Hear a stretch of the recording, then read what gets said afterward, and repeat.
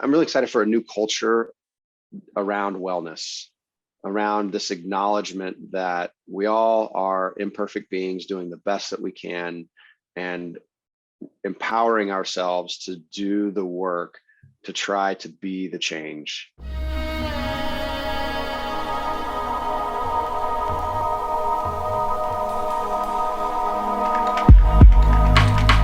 John Downs is one of the most badass people I know.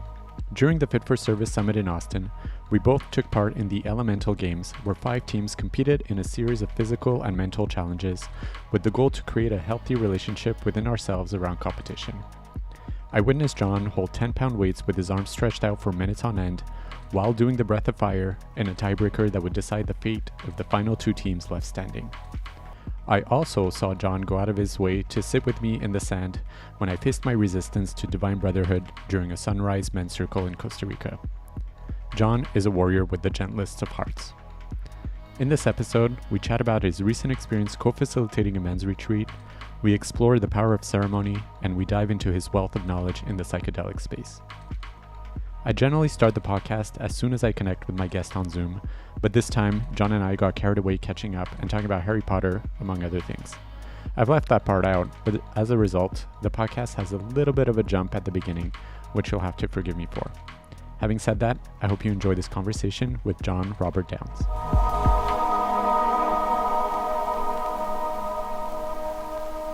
So tell me about your men's retreat experience. I'd love to start here and hear more about it.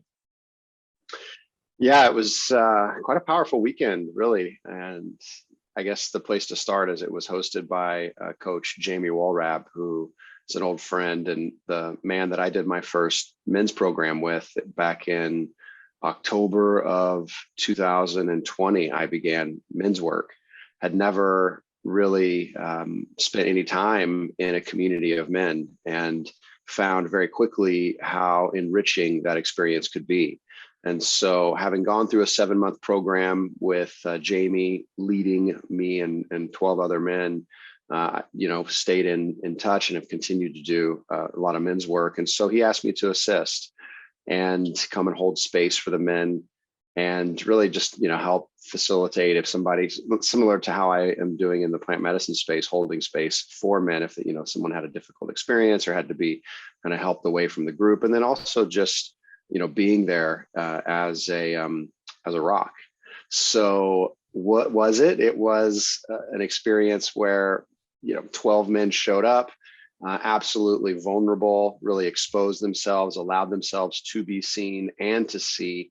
There were a combination of embodiment practices where we would go through exercises of really having an opportunity to dig into past feelings, emotions, traumas, things that we might be carrying around that historically our society, our culture doesn't allow us to express as men.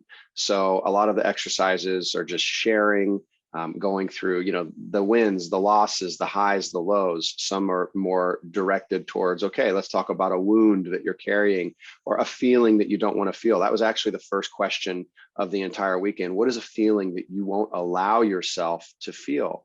And, that kind of was woven through the entire weekend, through all the exercises, ultimately culminating in sacred theater, where at the very end of the workshop, at the 2 days retreat, there was actually 3 days, there was a moment where we had to perform some art, some sacred art. So we had interpretive dance. We had a guy do a striptease. His word was wild. He, became a father very young, wouldn't allow himself to ever be wild, was very responsible for his family. And so to see him, click on Paradise City by Guns N' Roses and do just the silliest of stripteases, these are things that on paper, or certainly even in the telling of the story afterwards, it's like, okay, that's kind of silly. It's fun, but in a sacred container over the course of 36 hours where you have a chance to really be vulnerable, it's such a good exercise. And these are muscles that we as men don't have an opportunity to flex very often. And so dipping into that space with the camaraderie and the support that we historically from time immemorial have enjoyed, but in our most recent iteration of our culture, really have gotten away from, with the isolation, the lack of, community bonds. It was nice to dive in and support men going through experience of opening, and in many instances releasing emotions, feelings, traumas that they've been carrying around. So in between the embodiment exercises, there was also, a lot of addressing of, one of my favorite exercises that we did, one of the favorite practices, I should say, Jamie masterfully orchestrated a ceremony where the men would dip their fingers in clay and touch themselves and mark themselves with clay where their father had hurt them, or where they had felt disappointed, or where they had been emotionally or physically injured. And so they would do this to another man who was witnessing them as the father. And to say that, I'm aware, maybe it's like, okay, this kind of is, wow, holy cow, it's so heavy. And you don't realize the impact, the negative impact in many instances of the emotions that we carry around with us for our entire lives. And so to have an opportunity to really ceremonialize and release that type of heavy emotion, and to be witnessed by another man who sees you and feels you, truly, carries many of the same archetypical wounds. It's really a beautiful thing. It was really a beautiful thing. So, I could talk about it for the entire hour, but it was really a beautiful weekend. Yeah. And, feel like I came out with 12 new brothers. Wow. That's such a simple exercise, yet so powerful. Like when we acknowledge those wounds, that's when they have less of a grip or a hold on us. And that's really, what's needed for all of us. Yeah. And it's, like, you don't give yourself an opportunity to feel those feelings. And, the first is to look at the wounds and to acknowledge them. And then in that process, you feel those feelings. And that ultimately is the most effective way to move through, is to feel. Yeah. I was also curious, because the words holding space come around quite often. What would be your definition of holding space? Like, what's the mindset that you go into these ceremonies, which you're doing more and more often? Yeah. Well, I want to give the participants of the space that I'm holding, whether it's a ceremony or workshop. It always comes down to, and I look at it as a sacred space, a ceremonial space. The first word that comes to mind is safety. Want to engender a feeling of, I am safe. I am not alone. I am supported in the work that I am doing. And that, so that's first and foremost what it's all about, is just, feeling of safety and support. Then it's being seen.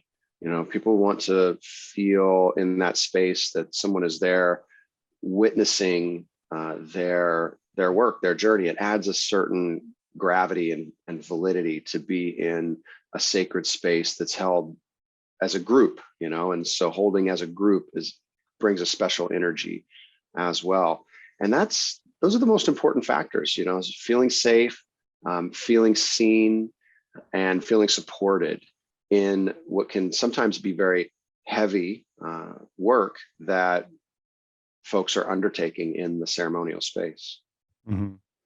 As you know, I held space for the first time a few weeks ago. We chatted about this for someone I know who wanted to do his first psilocybin experience. And the one lesson that I got from it is really to put the other person's experience ahead of mine. And at times I would get caught up in what I wanted to get out of it, or what my expectation was of how the ceremony was going to go.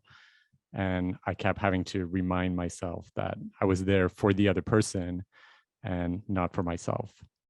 That's a really important point, and I think about it often as a guide and a facilitator, to let the experience unfold naturally and not to try to shape or direct the experience, which we can do even with just a subtle touch or a word.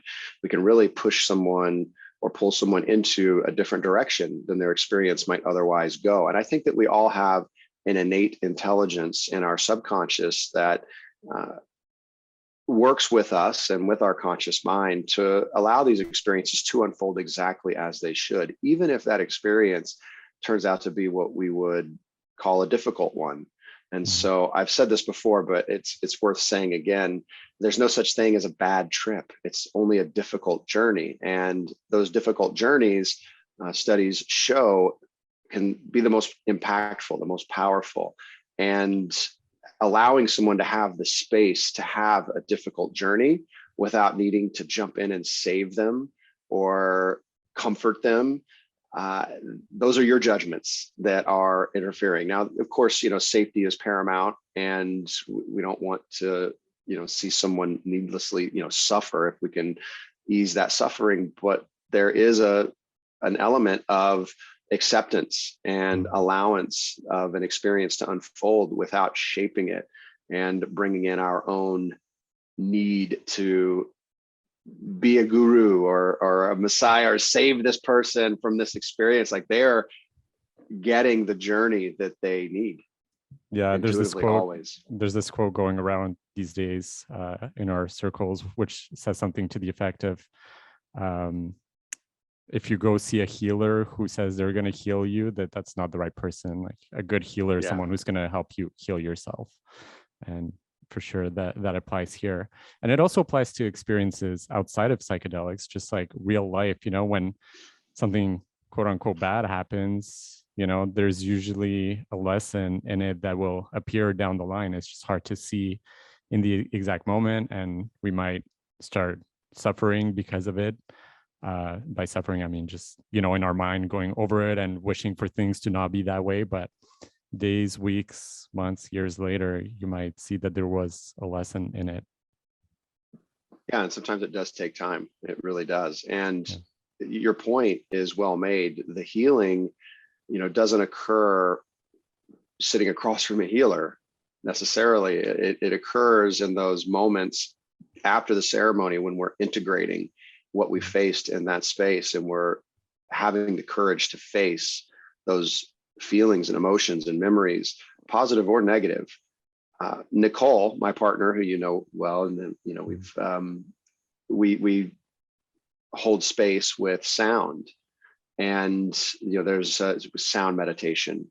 There's some folks that'll say, well, you want to come to our sound healing, or are you guys holding a sound healing? And we always shy away from calling them sound healings, which somehow implies that the sound is healing you. You're healing yourself ultimately with the help of the sound, which creates space. But and the sound is a fantastic guide as well, for helping people stay out of thought loops, and really the nonlinear aspect of the notes that we're playing really allow people to bounce around different parts of their psyche, right? Yeah. But that they're doing the work. They're with the space being held, it's the magic happens within. Yeah, nobody knows you better than you know yourself, so it only makes sense that you would be the one who needs to do the work to heal yourself. That's right. That's right. And we know ourselves so well sometimes. It's nice to bring that medicine into the space so that we are able to view ourselves, our actions, our habits, our habitual thoughts through a little bit of a different tint on the lens. Yeah. And that sometimes can really help create space for transformative change when the work is done. Yeah. I mean, they're all just tools to kind of reconnect us with ourselves. If you have trouble knowing yourself, maybe there's a disconnect somewhere, and there are tools that can help us just dive a little deeper and help recreate those connection points. Oh, yeah. So from one experience to one that maybe is a little bit more intense, to use one word, how was your Bufo ceremony? It was a couple months ago, I think. It was beautiful. Very clear message to be with what is from that liminal space.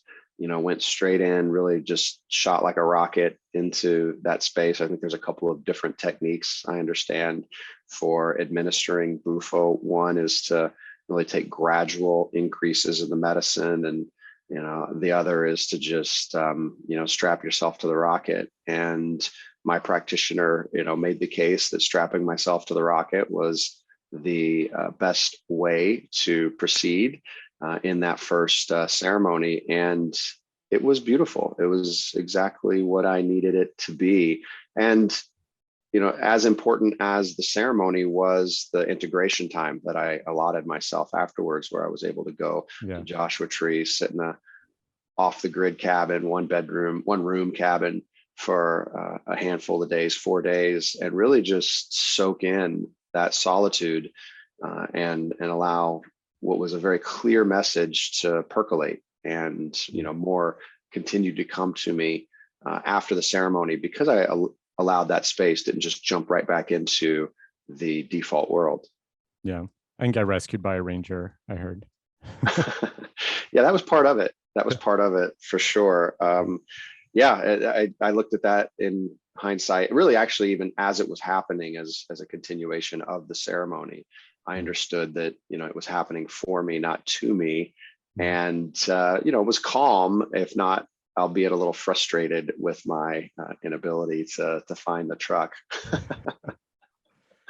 For those who don't know what Bufo is, do you want to give a quick synopsis? Yeah, it's 5-MeO DMT, which is a secretion of the Bufo alvaris toad.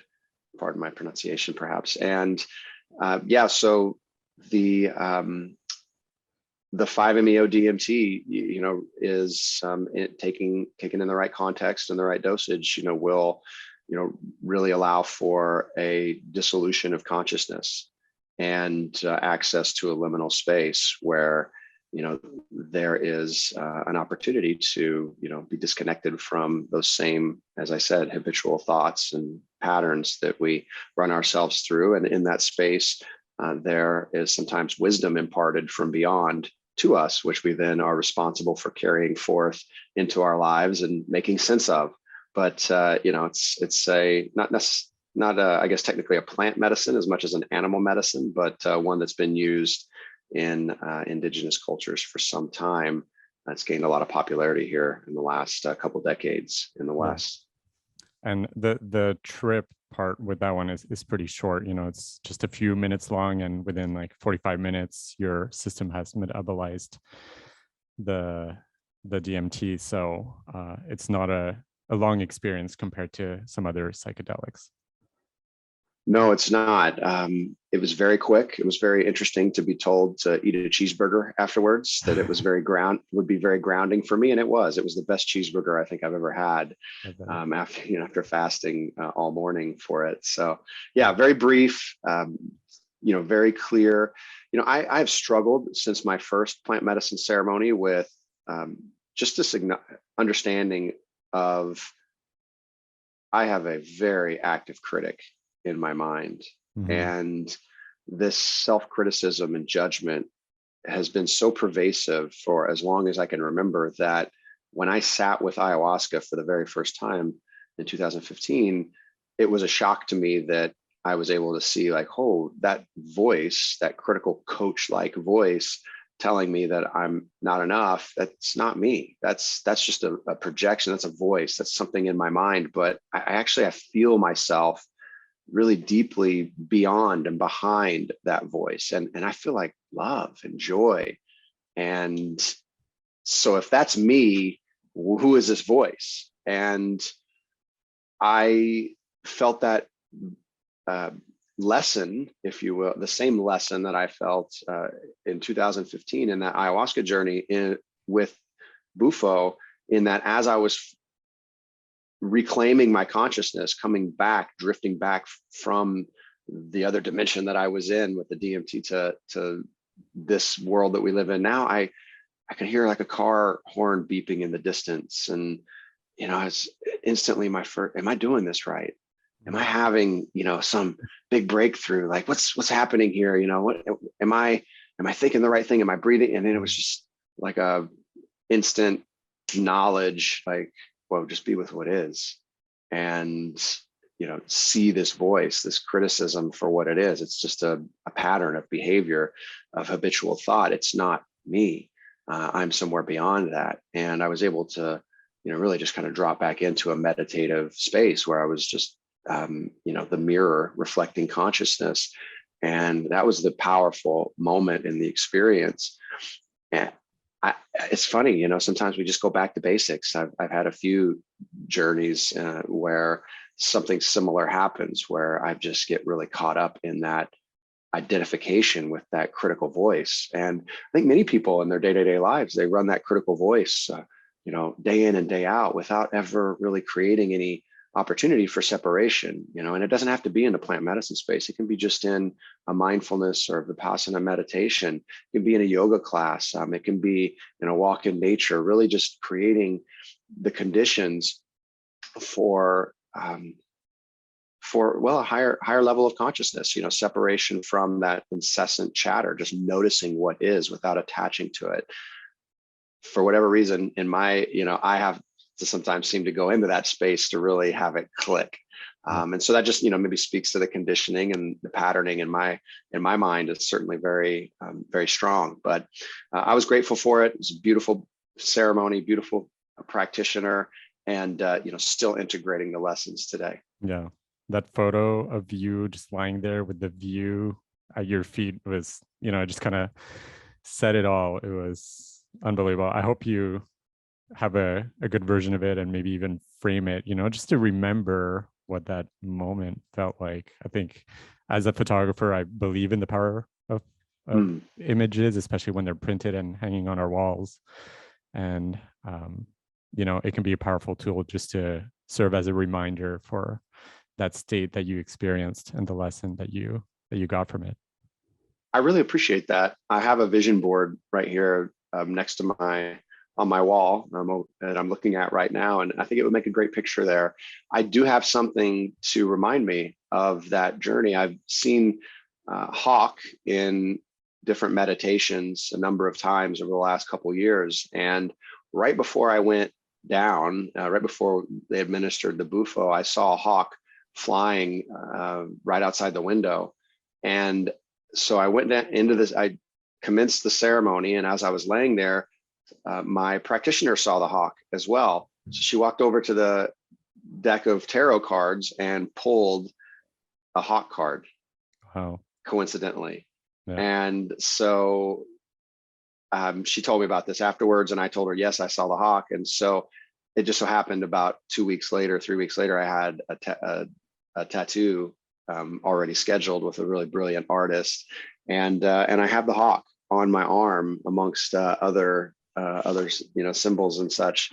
And so I see the hawk, and it reminds me of that space, and really having the vision and clarity to see that which is difficult to see. And so discernment is one of the characteristics of that animal. And so so I have it right here on my right arm. Yeah, that's awesome. I love those little synchronicities in life, and that's obviously a big one. But for me, I have this recurring dream where I'm in a man-made jungle, almost kind of like a zoo, and I'm running to hide from a lion that I know is there to find me. You have a dream one time and you're like, wow, that was a weird dream. But then you have the dream a second and a third time, and you're like, well, okay, this dream is is after me. And I had one last night. And then this morning on Instagram, this sound practitioner, funny that we're talking about that as well, who we follow because he's local here, his poster for this evening's sound meditation was come across the lion in your path. And, there's nothing for me to do or to act upon, but just like the synchronicity of like this dream that I had last night, and then seeing this poster today for this sound meditation that I was planning on going to, we're not finally, but I'm almost regretting it because of that poster. I'm so curious. I want to go meet that lion. And I also told Davina, I'm like, next time I have this dream, I really need to stop hiding from the lion and go to it and see what it wants from me, which easier said than done in dreams. But It's funny, the moment I set that intention, that poster came into my life. So I just have a deep appreciation for these little synchronicities in life, just like you with the hawk and that card and all of it. It's makes life so much more fun. Yeah, it really does, and you see, sometimes we see what we need to see, right? In our dreams and our visions. I think about you stepping into this role in your divine masculine, the lion representing the king of the jungle. It's that's powerful imagery, and we can make of it what we wish. But I cannot wait to hear the story of you confronting this lion. Yeah, I'll keep you posted. It's unfolding.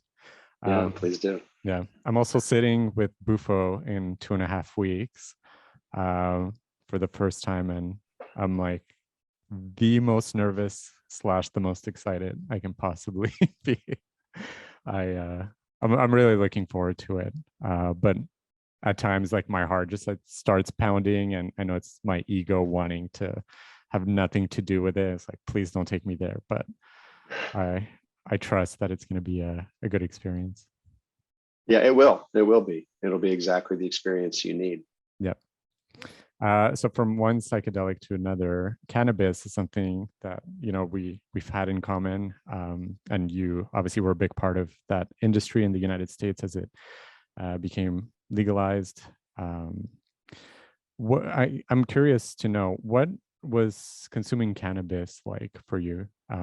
I can maybe share first what it's like for me, because I've been trying to witness more and more what it's like, and I really enjoy it, for lack of a better word, and not for watching TV and eating chips, although that part is enjoyable too sometimes. But I just feel like it tunes me into a special frequency, which allows me to be so much more present with this world that we live in, whereas my natural state is maybe a little bit slower and more quiet. I realize this could be excuses, but it just works so well for me. And sometimes, like, I could be on cannabis 24/7 and I might be okay with it, just because I love interacting with the world so much on it. It's almost like the real world becomes more real. And right now I'm going through 2.5-month detox in preparation for ayahuasca. So I stopped smoking and consuming any cannabis at the moment. And I'm witnessing just how differently things feel. It's not a good or bad, it's just different. But I love hearing what consuming cannabis is like for others. And I know you stopped. Well, I stopped a year ago, and so December 21st, 2021, I quit. And what year is this? 2022? 2020, excuse me. So the last 2 years are the same. Yeah, exactly. It feels it does run together. I identify, like you, it sounds like, with the Jon Stewart character in Half Baked, where he's like, you ever been to the movies? You ever been to the movies on weed, man? Everything's a little bit better on cannabis. I discovered when I smoked for the first time, I was 21 years old. I was really anti-drug, grew up, dare to keep kids off drugs, just did not want to have anything to do with cannabis whatsoever, because I was participating in team sports primarily, and just, it was going to get me off track and make me a stoner. And I did it the first time, and my first thought was, wow, this is amazing. I'm laughing my ass off. I'm so free and giggling with my friends. And the second thought was, they're lying to me. What else are they lying to me about? Because this is not evil as I was told. And for the better part of 20 years was a daily consumer of cannabis, and found that I believe I was self-medicating for mild depression, that there was, a lot of comfort provided by cannabis that helped me open up my mind and look beyond the small town in Missouri that I grew up in. And that played no small part in me moving to California and just living the life that I've lived, since. It's just become part of my personality after 20 years. And for many of the same reasons, I should say, just really enjoy engaging with the world with a little bit of cannabis. But after 20 years, I noticed that my likelihood of anxiety when consuming cannabis was increased. And as someone who, again, worked in the cannabis industry, identified as a cannabis executive, investor, operator, really helping to end prohibition and, believe wholeheartedly in a legal industry, for me to, and wanting to represent that, someone can be a cannabis consumer and still be a responsible, upstanding member of society. For me to feel anxiety when I consumed cannabis, it was almost a little bit of denial at first, like, not me, like this is my stuff. But I think it coincided with my work with psychedelics and really starting to dive deeper into my psyche. And I think that, whether it was whatever plant medicines were conspiring within me, and, it was clear that I had to put cannabis down for a little while for my own journey. And so I did. I stopped smoking cannabis. I stopped consuming alcohol completely for over 12 months. In the last few weeks, I have, actually since the first, I've consumed some cannabis. I've enjoyed it tremendously. But I think the key is the mindfulness that we bring to it. My primary use case for consuming cannabis is I'm going to take one little puff and go to the gym. And it's going to aid me in my ability to connect to my body. There is a real pain relief factor. I've got degenerative disc disease. And so I need discs replaced in my lower back, just like the team sports, football. It's like I hurt, I've got multiple surgeries, and, cannabis helps. It does ease my pain. And so there's that little element as well. But I think, what I've discovered is it's a healthy relationship when done in moderation and right mindset.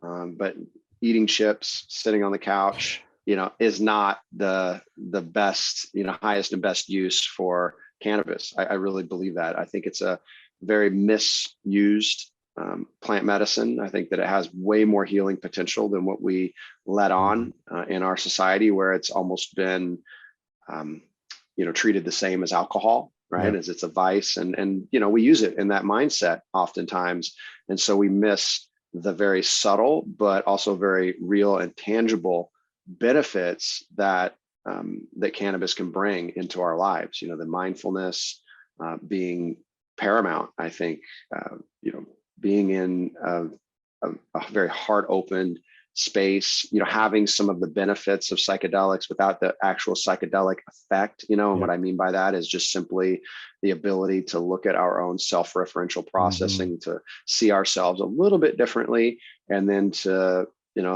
have the space to ask, is this what I want? Is this who I am? And then to introduce, in some instances changes, or in some instances just acceptance, of who we are. And so I think, cannabis is a beautiful plant, and one who my relationship with is, ever evolving. Yeah. One of my favorite uses is in the evening with Davina, we'll smoke a little bit and just go into like these very deep, honest conversations with each other. And the cannabis just really allows us to lift those filters off, so much faster than without it. And for sure, there's something to be said about being able to do the same thing without the use of cannabis or other tools. But at the same time, I feel like we've gotten so much out of it because of how deep we've been able to go in such a short amount of time. In a couple hour conversation, we'll discuss so much with the aid of cannabis. I feel like it's missing from like the ceremonial space. Cannabis, like you said, it is in the same category as alcohol, at least for the most part, and people consume it more recreationally instead of ceremoniously. And I have yet to see many ceremonies done with cannabis as the primary tool. And do you feel like that's something that could be brought more into this world, or are there Absolutely. Yeah, and here in California, where cannabis is legal, Nicole and I are looking at having ceremonies where we administer cannabis with sound.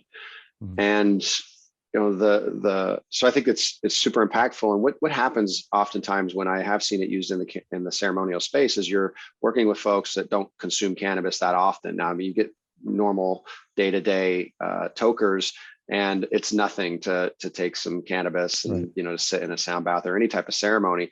It's the anxiety around, oh, I don't usually consume cannabis, it gives me anxiety. Those folks really can benefit the most, because what they'll have to do is face their anxiety and feel their feelings. And so cannabis becomes a vehicle for heightening that emotional perception of especially of the anxiety that is self-generated around the plant. And Yeah. so in a safe space where they are held and have the other tools of ceremony and ritual present, tremendous impact from cannabis and from facing that anxiety. And I've seen people that say to themselves, like, I am not a cannabis user, cannabis does not agree with me, redefine their relationship with cannabis because they use it in a ceremonial context, and they face down those fears around their work with the plant, and then ultimately on a deeper level, whatever emotional fears they're bringing in to the space. And so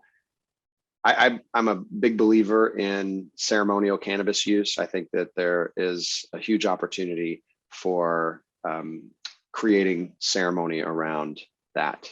Yeah, I agree that in my experience and conversation about cannabis, that's what I hear the most often as well is I used it in high school, or I went to a rave and, I had a bad trip and I got all anxious. But for sure, it's completely different when you use it in a more sacred setting. 100%. Yeah. Yeah, it's like, yeah, 100%.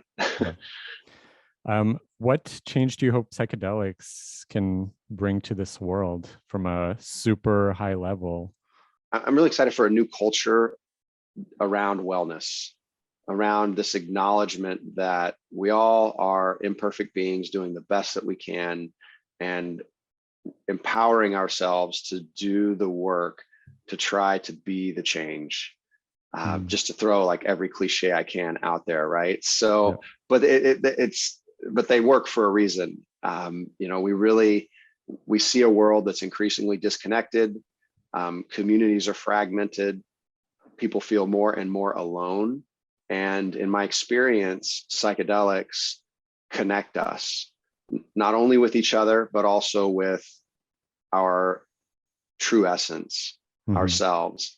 And so oftentimes psychedelics aren't adding on, new beliefs, new habits, new thoughts, right? They're ripping away, they're taking away, and we're shedding layers of our personality that are entrainment and cultural conditioning.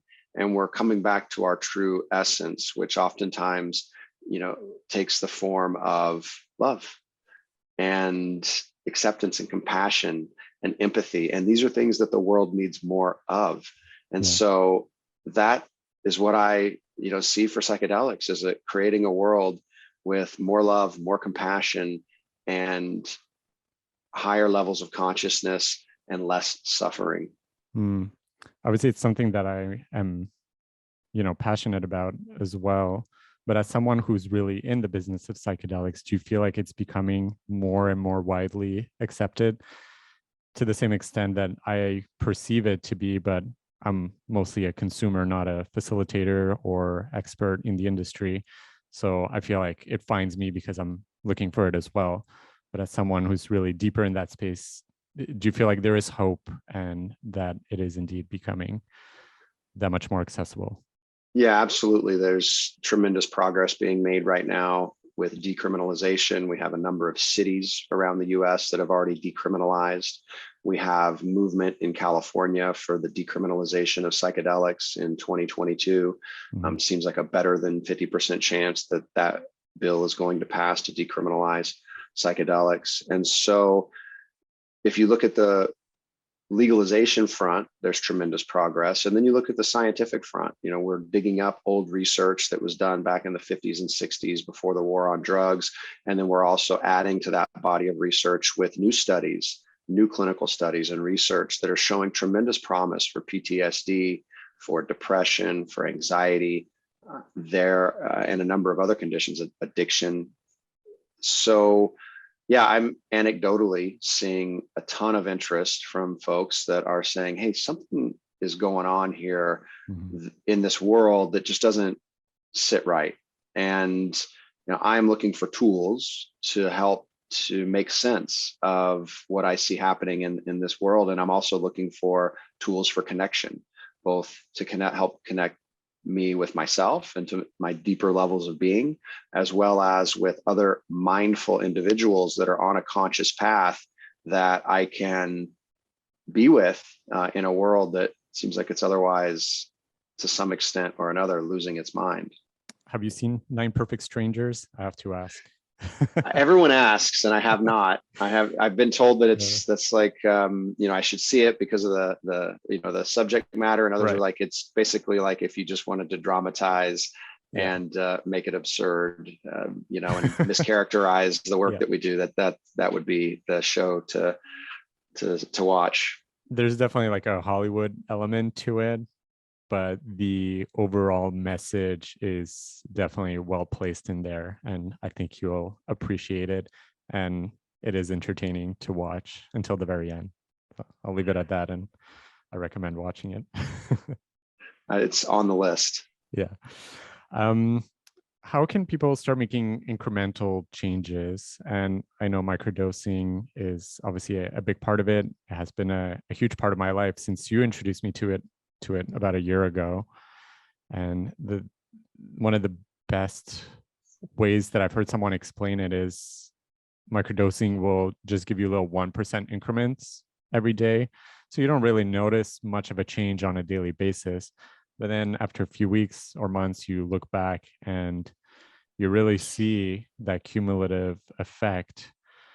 And for me, it has really just like shifted my awareness of my emotions. And some days it doesn't do all that much, and other days it will just unblock a fury of emotions or thoughts that I've been clinging to. Microdosing is a powerful tool, and it's just a tool for doing the work of bringing greater awareness to different elements of our lives. And when we want to make transformative change, oftentimes what we're doing is not just adding in new habits, but we're stripping away those that don't serve us.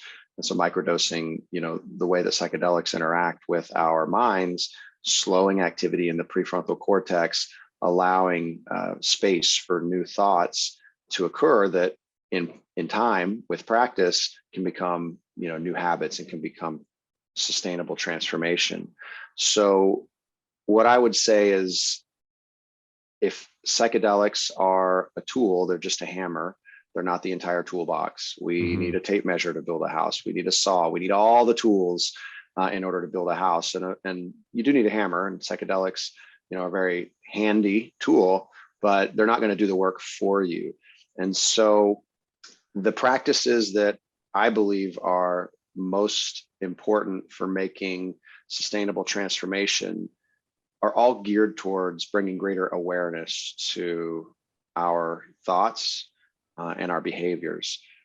The Morning Pages by Julia Cameron, she talks about in The Artist's Way, The Artist's Way, which is an amazing book that if anyone out there that hasn't read it, I highly recommend it. It's really ostensibly about being unblocked as a creative, but we're all creatives in some way, shape, or form. We don't have to be an actor or a writer in order to consider ourselves creative, especially in this world where it feels like all the tools for creation are right at our fingertips.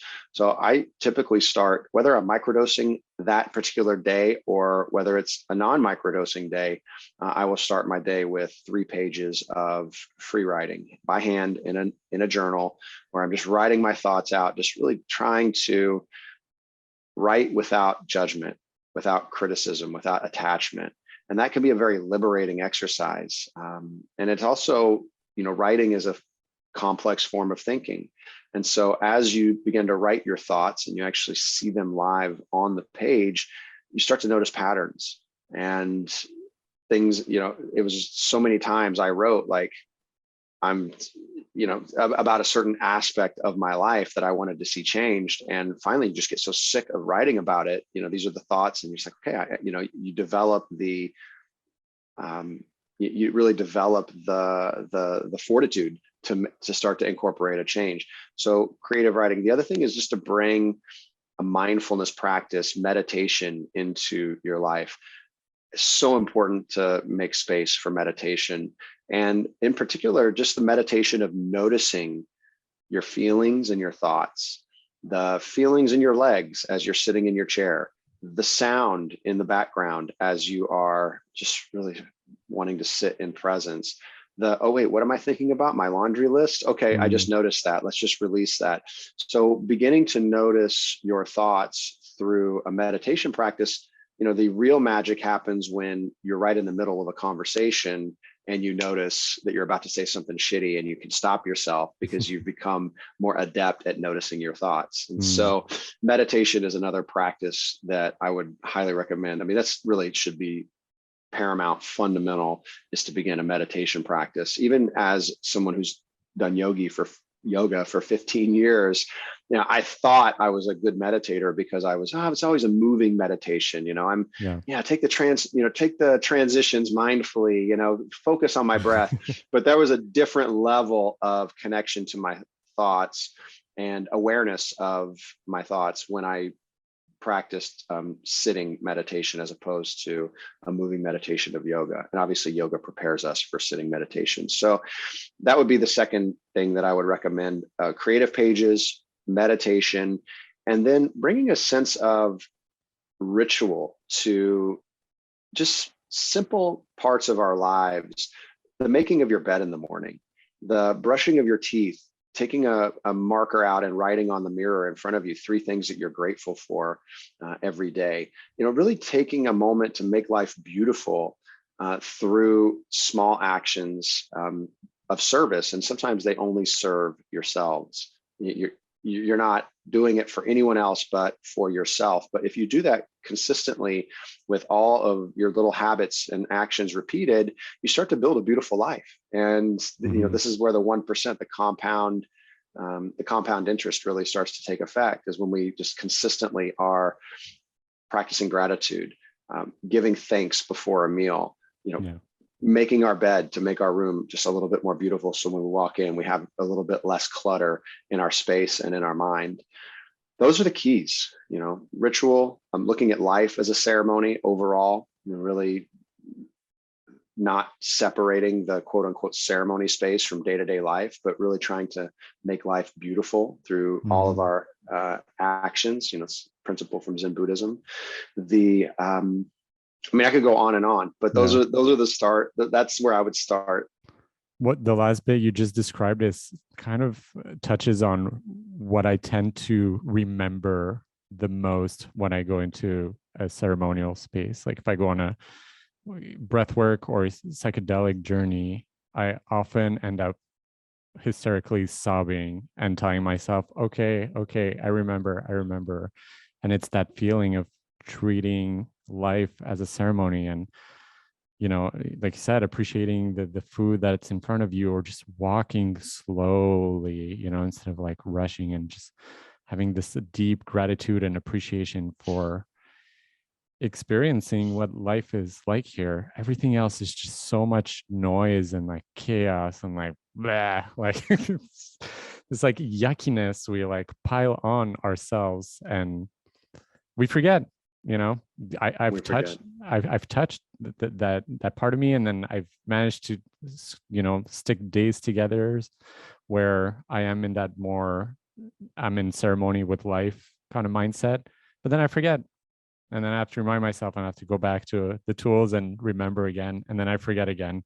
And I guess the ultimate goal is for that window of forgetfulness to get shorter and shorter, so I can keep coming back to this place of peace and ceremony with life.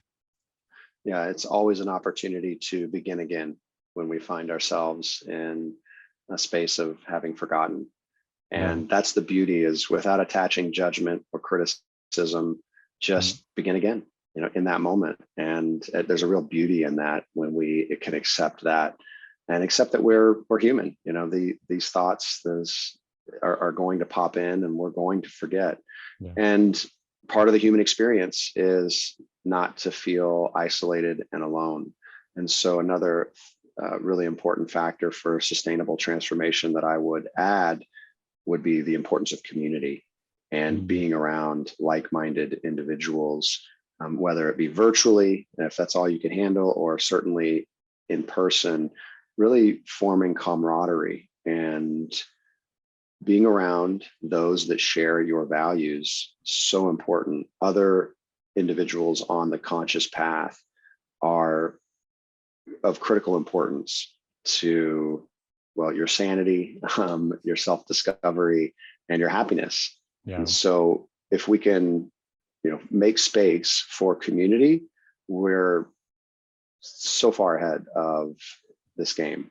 Yeah. For me, it helps me like validate the things that I'm going through or the things that I'm uncovering, just either by sharing it with someone and having them listen and feel like it's resonating with them, or the other way around where they share their stories and their discoveries and me relating to it in some way. Everything becomes just so much more valid in this world. I agree with you 100%. And one of the biggest impacts of men's work is just being seen, being witnessed as an imperfect being, doing the best that you can in this world. And you realize, well, everyone else is just like me, also have many of the same insecurities and fears. And it's just powerful, to be witnessed and to do the witnessing, to hold space for other men that are being vulnerable. And so that was another big, a big step for me in, building community and being around other conscious individuals. Men's work, I was so frustrated by having these amazing breakthroughs in ceremony or on my therapist couch, but then not being able to translate it into the real world. And so within those communities, what we were doing are practices, embodiment practices, where we would practice putting ourselves into the fire. Maybe it's through, some Kapalbhati breathing with an ego eradicator, where we have our arms raised above our heads at a 60-degree angle for 10 minutes while we're practicing breath of fire. And I can tell you that gets really uncomfortable. And, you get about 8 or 9 minutes in and you just want to drop your arms and it's like, fuck, it's so hard. But you got someone sitting right across from you that's holding that space for you, in battle with you. And you think that's hard. Like, wait until you get into a really difficult conversation with your wife. And then the feelings start to come up inside you that are somewhat similar to what you're feeling physically in that moment of discomfort as you're in that embodiment practice. And all of a sudden you realize, like, wait, I can hold this pose. I don't need to give in. I don't need to collapse. Like I am strong and capable. And those types of practices are so important. And it sounds silly, really. It sounds like, well, why would I need to do that? I'm just going to decide. But, it's not a light switch. Life is not a light switch. We have to practice. As my coaches used to say, you can't just turn it on and off in games. You got to practice like you want to play. And so those embodiment practices are so important, because then when life really comes at you and it's not practice anymore, it's real, you have the ability to stand firm. Yeah, I've witnessed you do that with 10-pound weights in each of your hands. That is today one of the most impressive things I've seen anyone do. So. Thanks, brother. Yeah, that was a really important moment. And I just, it felt really good to stand in the fire. Yeah, it was impressive on its own, but the moment in which it took place and what awaited you on the other side of seeing that all the way through was just, it amplified the experience for all of us, I think. Do you know how long you held it for? I have no idea. I'd love to know, but you know what? All I know is I held it long enough. Yeah. Yeah. It's one of my favorite memories from Fit for Service last year, for sure. Mine too. There's a question I love to end on with everyone who comes on the podcast, and it's what is spirituality for you? Good question. Spirituality is moving the process. It's the process of moving closer to God through a felt sense,